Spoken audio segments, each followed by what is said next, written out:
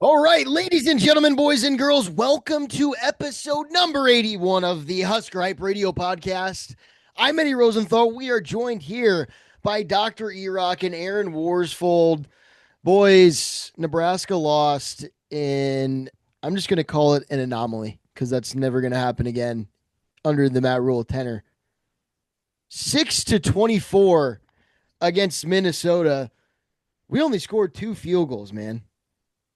Like that's the biggest thing that shocked me is where was the Dana Holgerson offense? Where was the fire? The the one word to describe that game, like I said, is it's an anomaly. I don't understand it. I don't think it will happen again. It better not happen again. Um, but I will say with that loss, we can put the Penn State Matt Rhule to Penn State rumors to rest. Not gonna happen. Yeah. Not gonna happen. And if it does, not mad. Not even mad. It's like, On oh, all right. on to the next coaching carousel. Yep. Not even mad. Come on, Eli. You can't mean that. I mean, I'll be a little upset, but I mean, you Yeah. could. I mean, it's not like it's like a program devastating loss. I mean, he hasn't done anything program changing here. We don't have a ranked win still. So just immediate post game thoughts. Eli, I know you didn't even want to do the pod this week. We got you on here.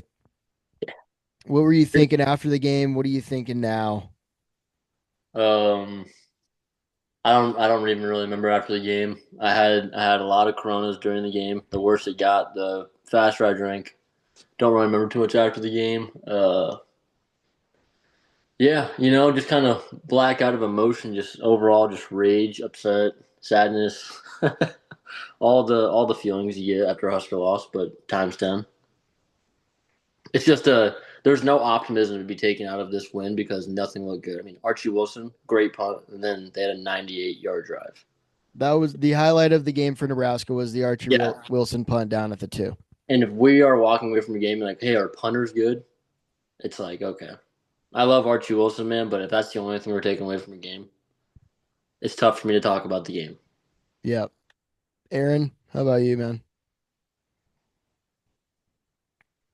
My takeaway, sad offense. You have all these weapons, all these Ferraris in the garage, all these chess pieces to play with. And Dana Holgerson, you let me down. I'm looking at you. You know the pieces you have, and one thing I like that I heard this week, he's trying to fit a square peg into a round hole. And he was number one on my shit list after the game.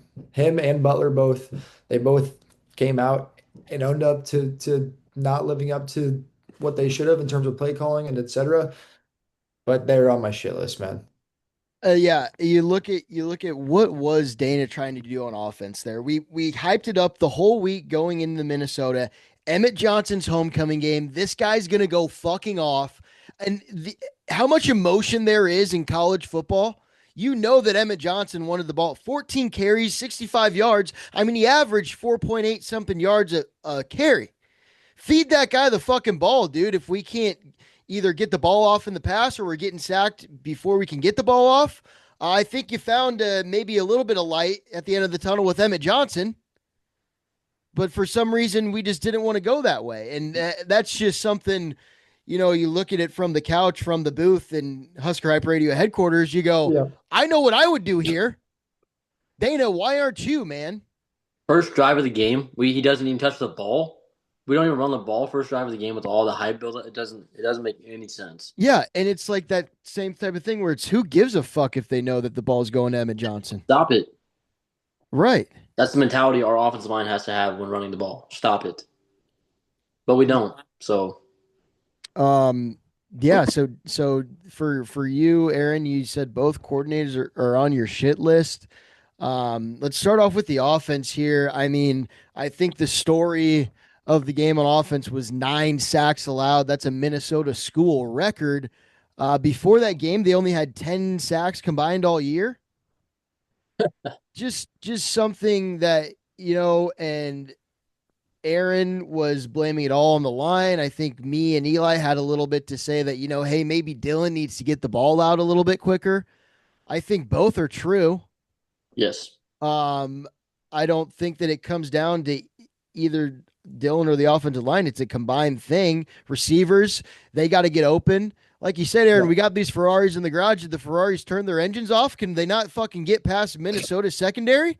Right. You're telling me, dude, you're telling me that Minnesota athletes are better than our athletes? No, Yeah. they're not. Yeah. Ja'Cory Barney Jr. and Dane Key only one reception each. No. One reception combined. Combined, Jesus, Combined even for worse. 1 yard. Ah. Like get the man on a fucking reverse play, like Jacory, you know? Yeah, and that's another thing is the play calling, man. Like we watch it from the couch and it's easy to say, but you just see the constant one in every six plays was a sack. And then think about all the other ones that Dylan kind of did shift away. Granted, when you close or when you watch Dylan run, it's the most unathletic thing you've ever seen a quarterback do. And he's still evaded another four or five. There was a couple of that should have been on fucking Sports Center if we would have won the game. It would have been on Sports Center, top 10. But Yeah. I think number one, that's why I say Dana's on my shit list. Scheme's bad, play calling not great for the pieces that we have. O-line can't do anything. What we lost Rocco, what the 10th play of the game, broke his finger in half. Yeah, I guess so. I didn't Lost even our realize that. Yeah, lost our best lineman on like the 10th play of the game, and then Elijah Pritchett. Let's talk about him for a second. Another boneheaded mistake, gets a bullshit targeting penalty, gets ejected from the game in the second quarter. Like it's the same thing, different week with this guy. I First down, 15-yard penalty. Who is it? Yeah, Pritchett. Fucking A. I Imagine that. I do think that targeting call might have been a little bit of bullshit. I mean, I understand him wanting to finish the block and all that stuff, but just with what he's been doing lately, it's like, dude, you kind of got people watching you now because you're the guy that gets flags all the time. So it's well, just, and when you pay a guy that much money for him to go out, like you can't make that mistake. You know? Doesn't help the play at all. It's No. it's way behind the play. Yeah, no, that's true too. Like that's just kind of an ego thing that he did there, where it's Yeah. like I'm gonna put this guy into the ground again. It's He's all out of about the him. play, but yeah, just kind of doing some dumb shit like that. Um, I don't know, man. Offense just it was abysmal. Um, 6 points, zero touchdowns. Dane Key, uh, got missed wide open deep in the second half. I think just nothing was clicking for them. And I think that starts, Aaron. I think you're right. It does start with the play calling, and you got to get those guys in a groove somehow, and just there was no groove. no groove. That was one thing I put on the like a lot of the times I don't start making these like prep sheets for this podcast until like the day before, but on Saturday or Friday I had time. I just look at all the stats, the good, the bad, the ugly. And one thing I wrote down was we were never on schedule. We ran the ball 16 times, or yeah, 16 times. 15 of those were on first downs. Averaged 5.2 yards a carry though. It's like, dude, when we're doing stuff like that, And I remember saying in during the stream when we were running the ball on first down, I go, I'll take five. I'll take that every single play on first down. And why can't you do it again on second down? Like I said, who are we trying to fool here? If Emmett Johnson's getting 5 yards a pop, they know it's coming. Who gives a fuck, dude? Like we're consistent plays and making stuff happen on plays that should. and when it comes to Dylan, I was gonna text you guys this, but I was saving it for the pod. Unfortunately, at this point, Dylan Raiola is not. I'm gonna use some layman's terms. He's not good enough. His strengths don't outweigh any sort of weaknesses that we have on the line. And right now, unfortunately, he's playing scared, man. He's not. He's not comfortable, and Eli said not stepping up the pocket, and that's just right away. As you can tell, he's just running scared out there, and that's hard to get the ball out when you're doing that shit. Yeah, I wrote this down right before we got on. How much did those three impacts last game kind of affect his confidence and him going in, and holding on to the ball for so long? Like is he looking for wide open guys? Like is he scared to kind of fit one into the tight windows that he can fit in? He's done it before, but did those three INTs just kind of wreck his confidence a little bit more than it should have? I or, think or that comes back to coaching. That's on coaching. yeah, His confidence gets built in practice. But they all admitted we didn't do good enough job coaching this week, and every single coach on our side gets paid way more than every single coach on Minnesota's staff. yep. If I we're gonna bitch about money every week, Yep. You can't. It's like I don't see PJ Fleck every week going, it'd be a lot more nice if we had $40 million to work with. I mean, Yeah. we probably have $40 million in Minnesota right now. oh Matt yeah, Rule wants more money. I mean, yeah, that's great to compete with the best of the best, Ohio State's, Oregon's, Indiana's, but right now we got to focus on beating Minnesota, man. And apparently, it's the coaches, maybe some players too, that didn't think that these guys were going to go out and swing as hard as they did. Why do they deserve to think that? The Minnesotas beat us the last 5 times. Like these guys always play tough against us. And now, in today's college football world, it's not looking at the name anymore. It's not about looking at your name on the schedule. Indiana, like 10 years ago, you play Indiana, fucking easy W. But now, dude, it's any given Saturday. And to go out flat and to have some sort of false confidence that you guys are obviously automatically going to be the better team and all you do is show up on the field and you Yeah. expect to win, that's bullshit. And yeah, I thought that this culture was stronger than that. I did too, man. That was what I thought was alarming. Like all off season, like you hear that they're not buying into the hype. They got the chip on their shoulder. We're one team, one year, we're all brothers. But then you hear Coach Rule, I'm tired of the entitlement. Keona Davis, we expected it to be easy. Lutovsky said we expected them to let us win in the fourth quarter. These are what the fuck are we talking about, dude? Football, you gotta be smashing these guys. Yeah, like Impose your will. it just goes from here to there, dude. Like how can you say both of those things in the same season? Like just they got to figure out who they are. And is this a player led team? Like, if it's a player led team, dude, after at halftime, you guys are going out firing on all Yeah, cylinders. You're not dude. coming out flat. That's what I was thinking. Like, what was it? Because I remember texting in the chat, or maybe one of you guys sent it was the "Don't worry, this halftime speech is going to be insane." And it just didn't happen. Another third quarter where we didn't do jack all, didn't do shit, and then fourth quarter we're trying to play a little bit of catch up. Another two things that freaked me out when I heard this said. They had a players only meeting on Sunday, and a lot of people said this is a turning point game. My issue with that is we already had a turning point game, guys. This is all the same shit they said after Michigan. Where are we turning now? Where the fuck are we turning? Yeah. I mean, yeah, I might answer for that, but you don't want to hear it. You don't want to hear a turning point game. you're supposed to look yourself in the eyes after one loss and kind of figure out what's going on. How did we lose to Michigan? Um, and going back to us having so much confidence in them thinking they wouldn't be that good. We beat Michigan State by one score or how many what? Less than two scores. We beat them by Yeah, 11. We beat them by 11. We beat Maryland by a field goal. What gives us the right to think that Minnesota isn't going to be a hard team, dude? That's just something I can't get. And yeah, right now it is a turning point game once again. It is. It is. So like Matt Rule going into his trying to get his sixth win at Nebraska. He is 1-9. Yeah, that's a tough one. um let's get into the defense. I mean same type of story on defense. I feel like they didn't really get in a groove either. A lot of missed tackles, secondary poor performances. Donovan Jones probably had the worst game I've ever seen him Dude, play. Um, Sire Wright. When we're out there, I think I said this last week, dude. They're out there to make plays on those little quick pass plays, and then they don't break down or they dive at feet. And apparently, that's John Butler says that they've never taught that, but they just happen to do it in games. Like, what's that all about? Well, I don't. Bad coaching, But they've never also, taught that. also though, bad like recruiting. When I you don't when what you see this version of the Nebraska black shirts, it doesn't strike the fear of what Husker black shirts should be.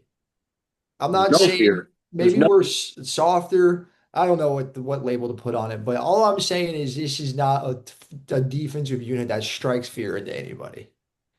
No, I don't think so either. I mean, our pass defense, yeah, is still up there in the country, but it's because of our They run the ball on us. yeah, 'cause right, right. And look, this game they passed 16 for 20 for 153 yards, 35 carries for 186 yards. I mean, they just controlled the clock on us too. That was the Yeah. thing. That drive in the third quarter was almost 9 minutes, I believe. Yep. Uh, after the punt to the 2 yard line. 8 minutes and 43 seconds. 14 plays, 93, 98 yards. Like you just can't have drives like that, man. Yeah. They were the exact opposite of us on offense. They were like usually on schedule, Uh did the huh. right thing, had the right play calls, ran the fucking ball. They were just kind of kicking our ass the whole game. They were laying the blows, and Nebraska was receiving them, and in my mind, not fighting back. Matt Rhule says that they fought back, but you look at it, and they just kind of were on the field. Yeah. They were just on the field. And that, yeah, and it doesn't help that, yeah, they're always on the field because we're getting three and outs all the time. So defense just seem like they're on the field all the time. So I'm over talking about the Michigan State game or Minnesota. Sorry. Hold Um, on, one more thing. Did we get in scoring range after the first quarter on the other side of the 50? after the first quarter, Yeah, I don't know. I don't think we did. I know we didn't score, but I don't think we got past the 50 after the first quarter. But anyway, we can go on to next week. Jesus. So what do we think here? Is this more of a players or is this more of a coaching thing? Or is it both? Or who do we lean more towards on the blame here? Well, the coaches came out and said that they didn't coach well. They all got out coached. Players, we saw them all play like shit, so I don't know. Everybody. We have a Yeah. GM. We have a GM now, so Pat Stewart. That's what we're gonna blame it on now because he's the general manager. So welcome to college football. He gets blamed now. I, you know, I need to get E-Rock's opinion on Dylan Raiola. Oof. Doctor, what's your prescription on Dylan Raiola? I still can't stand Husker fans that think Darnold is absolute dog shit because he is not. He's the best passing quarterback we've had ever. I still do believe that. Pocket awareness, dog shit. Avoid a sack, dog shit. Is that the worst thing you can have with a terrible offensive line? Yes. Like you said, there's nothing that he has that complements our offensive line. It's just negative on negative. It does not work well together. And our offensive coordinator doesn't want to run the ball. So I don't think it's Dylan's fault. I think Dylan. I don't even want to say it. I hope Dylan's on our team next year and the year after that, and I hope that we get better and we get new offensive linemen in here. But I don't think Dylan's the problem. I like that take. I like that, Eli. What's yours, Aaron? You got a bone to pick with Dylan? You know, I after the game, I was defending Dylan, and I still will to the day I fucking die. He's my quarterback. Yep. But I went on a walk today with my dog, and I closed my eyes and I said, "Who are the best recent quarterbacks that I remember? Joe Burrow, Johnny Manziel, Tim Tebow, fucking Kyler Murray, Baker Mayfield, all these boys. And what do they always have in common? They can fucking get away from shit. They can run the ball a little bit and get away. And right now, that's the one thing in my head that's holding this kid back from being special, from being great. Because at this point, our offensive line is not going to help him out whatsoever. He You can't know what run. you know what all those players that you just listed though had? Offensive A line. fantastic offensive line. But not Yeah. even like Baker. There are some guys that just like can overcome a shit offensive line just because they're him. And right now, I'm not ready to anoint Dylan Raiola him. You're talking about like Robert Griffin. That's what you're talking about. Yes, there you go. Great Dylan one. Raiola will never have those attributes. He'll never be a running quarterback. He will always be this. He will never get to a speed that of that. It's just not who he Yes, and I guess those are shitty comparisons because those guys are like fast guys, but I'm just even just like Joe Burrow more maybe, or even Patrick Mahomes, situational awareness, quick muscle movements, and being pocket able to. awareness. Oh, there Pocket. you go. There Yes. you go. He doesn't have it. Right. So And that's the I feel like that's tough. tough to build. Tough to Yeah. build. Tough to develop. Well, you know what though? We stick together in all kinds of We weather for do. dear old Nebraska U. And it doesn't And help when you're getting sacked one out of every six plays. that is correct. And I can feel frustration.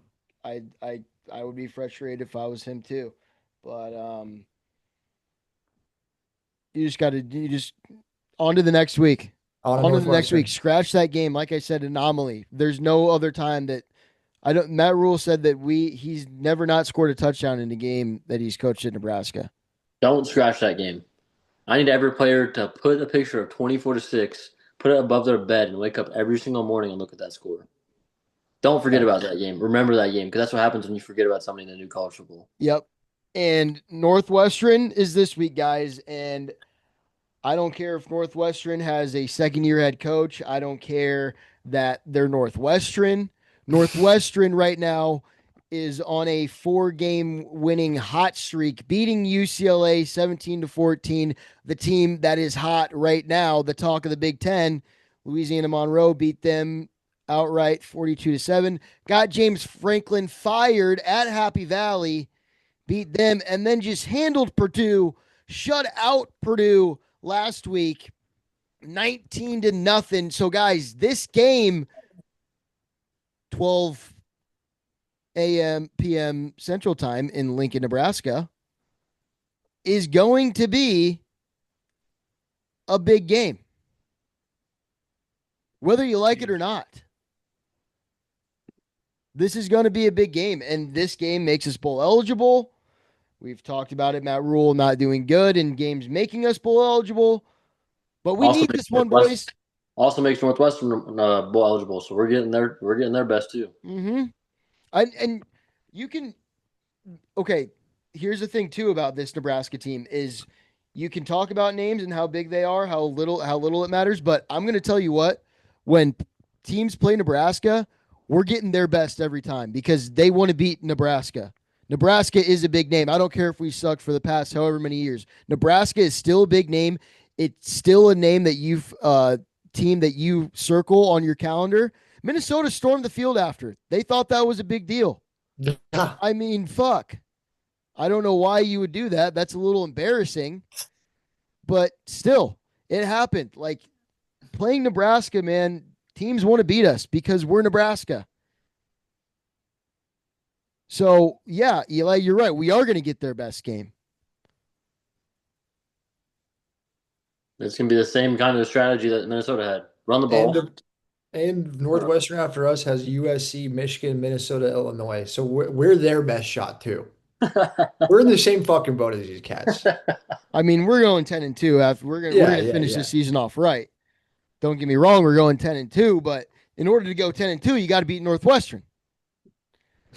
So what's the breakdown on these guys? What do we got? I mean, I just kind of gave their last 4 games.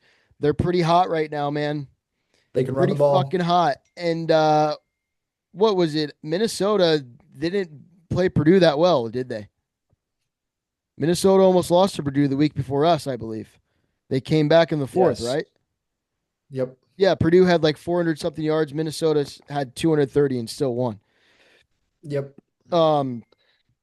So this is just a massive game. And Matt Rule, what do you think about this quote? I think the most interesting quote from his press conference was, if we play like we played against Minnesota, I'd boo us.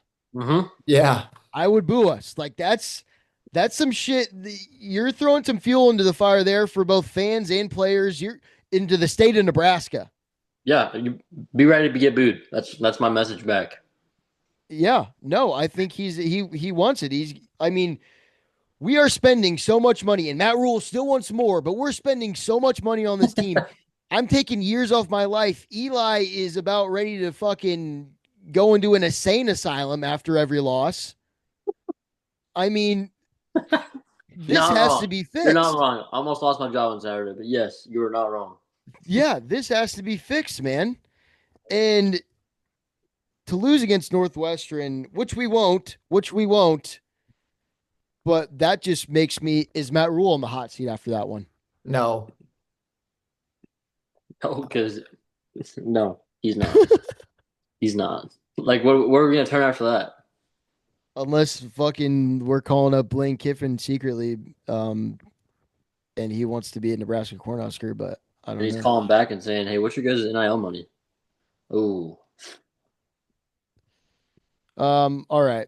So this breakdown of this Northwestern team, their quarterback Preston Stone has 1,200 yards, 10 touchdowns, 7 interceptions.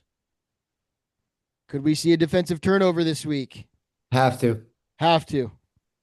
Got to get some momentum going on that defensive side of the ball. Griffin Wild, Aaron put in parentheses, white guy, number White. one, 36 reception for 516 yards. I think the guy that has the most receptions, other than him, he has like 14 receptions. So Yep. when the damn. ball's going in the air, it's most likely going to go to Griffin Wild. Yep. So who's going to be on him? Is it going to be Sire Wright? Is it going to be? It better not be Donnie Jones. It better not be Donnie Jones. Yeah, no, it better not be fucking him. Did Derek Branch get his number back this week, or what happened? Like, Dude, I know, man. He just I mean, maybe he had a bad day. He did have a bad day, but maybe there's some underlying issues, something. I don't know. anyway, But they're averaging 190 rushing yards a game, 4.8 yard average on each of those carries. Um, they have 174 passing yards a game, so pretty balanced offense. But I feel like they're going to do the same thing, same game plan as Minnesota did. Just take time off the clock, try to have 9 minute drives. Not let our offense get in any momentum. Just keep pounding our defense. And this is going to be pretty much? It's a Big Ten football game. It's going to be a copycat of the Minnesota game. I'm guessing here. yep. 12 noon game. Hopefully the Huskers are woken up. It's in Lincoln. The game's going to be sold out. I don't think that Big Red Faithful has given up yet on this team so far this season.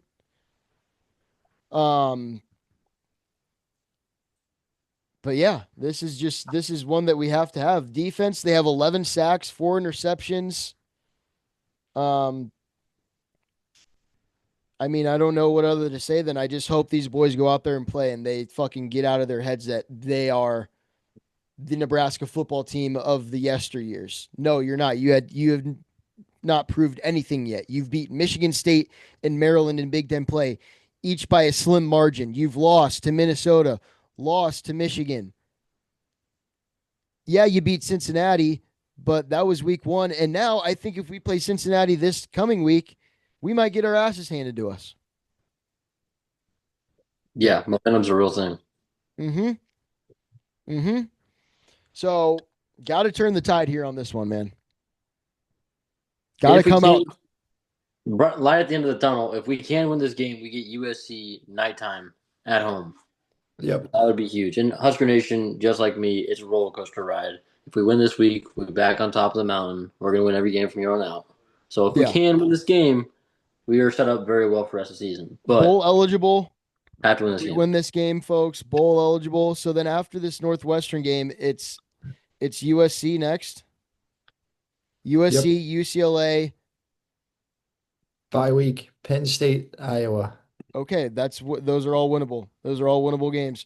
After I saw that nighttime game, fucking USC, I go, okay. And the blackout. Yep.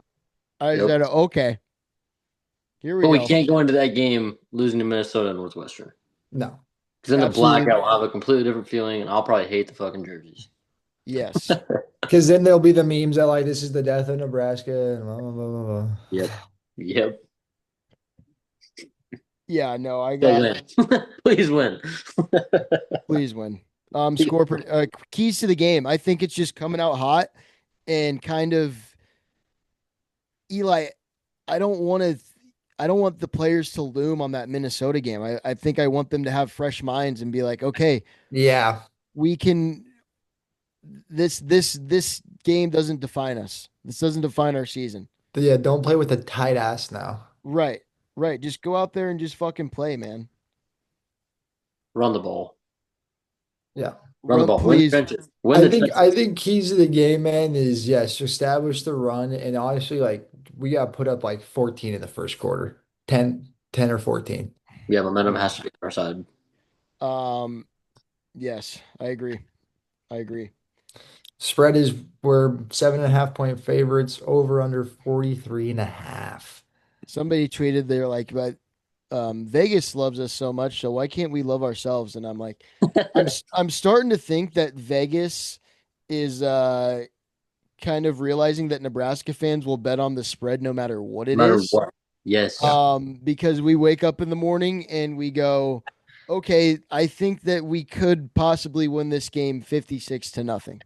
And I think we're only 1-6 against the spread this year. Like we are not good against the spread. Yeah. So I mean, but that's just my take. Is it's like I do it every week. I wake up and I go, okay, yep, we're going to Yeah. become that playoff contenders National champions, immediately. national champs. Yeah, Anybody. I'll play anybody today. yeah. Yeah. Yep. 31-20. Aaron says 31-20 Nebraska wins. 31 to 20. I'm gonna it's gotta be a one score game, man. It's gotta be a one score game. And we do gotta score at least two touchdowns. Aaron wants both of them in the first quarter. I want to say something like Uh, 23 to 24, man.